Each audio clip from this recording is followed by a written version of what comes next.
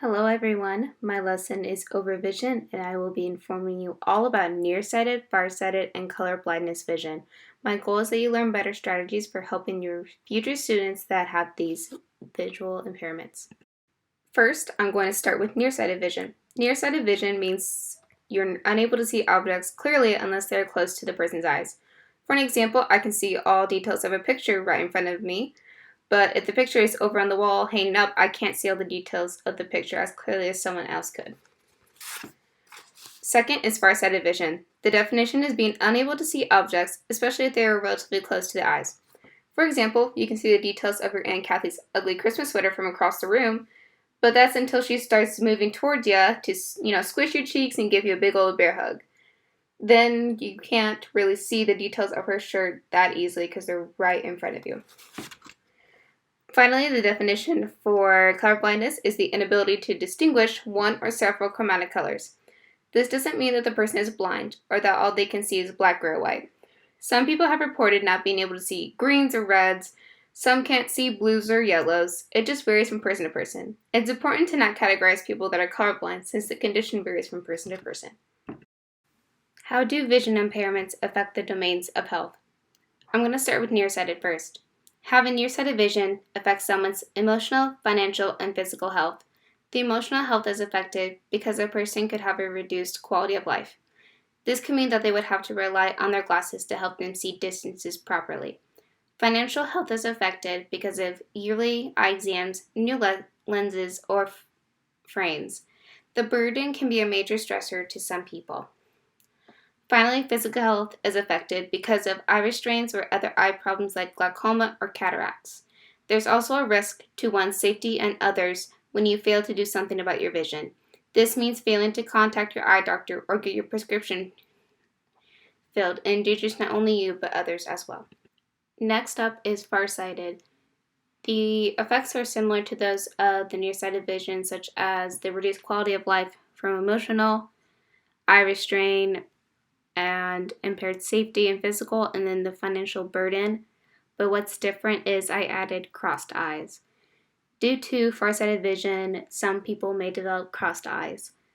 This could affect their physical health by that they can't see as well as others, and it could also affect their emotional health because they're having to wear specialized glasses in order to help them see, and that could leave an impact on their emotional health as well.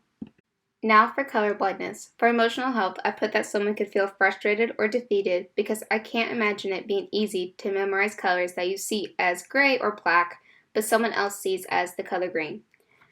Next is social health. Being colorblind could impact the hobbies that you want to attend. I went to school with a guy who played football and he was colorblind. Each season, he failed his concussion test, but eventually he passed each season. And yes, it was confirmed that it was his color blindness and he never had a concussion. This next domain is financial health. This is more optional because color blindness doesn't affect someone's finances. There are some apps that can help differentiate color. An example is Colorblind Pal. You can take a picture of an object and it helps to differentiate and name the color. There are also glasses from a site called Enchroma that can also help to see colors as well. Finally is physical health.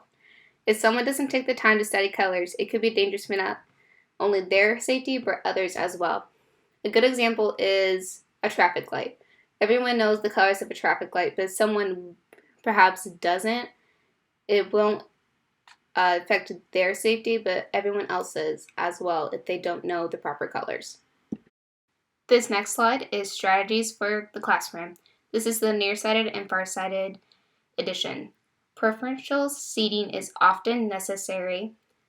Let the student select a seat where he/she sees best. Reduce glare from windows and lights as much as you can. Seat the student with his/her back to the window to reduce the glare. Read the student's functional vision evaluation to find out if the student can copy materials written on the board or overhead projector. Try to use black print on white paper. It usually works out the best. It's important to have patience. These students are usually slow readers, so it will take time. Standardized tests that require separate answer sheets may be especially difficult for a student to use. Check the modification to see what procedure to use. And finally, give the student the grade he/she earns. Donating a grade to a student hinders, not helps, the student's learning. Finally, this is Strategies in Classroom Colorblind Edition. Writing in black on a whiteboard or using white chalk on the blackboard is preferred to color. Making copies of handouts with a high black/white contrast and not on color paper is also preferred. Writing out the names of colors if they are relevant to instruction. For example, yellow sun, green frog. And finally, make sure art supplies or other supplies with color are appropriately labeled for your colorblind students. That is all, and I hope that you guys have learned some new strategies to help with your future students that could potentially have these vision impairments.